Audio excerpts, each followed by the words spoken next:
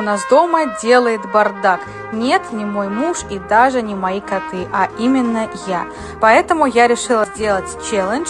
Записываю зоны для уборки, потом буду их вытягивать. Итак, что попадется первым? Это мое нелюбимое. Заправить кровать я не могу, потому что тут кошка. Следующее в списке помыть пол. И да, у меня новый пылесос, потому что прошлый я решила отвезти на дачу.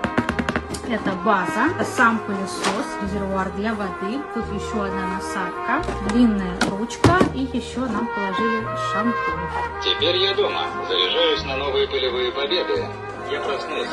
Кто тут дышит пылью? Мой муж подумал, что к нам в гости пришел какой-то мужчина, но в некотором смысле это так и есть. А пылесос на самом деле классный. Здорово, что он русифицирован и у него показывается процент заряда. И убирает он, конечно же, отлично. Вот и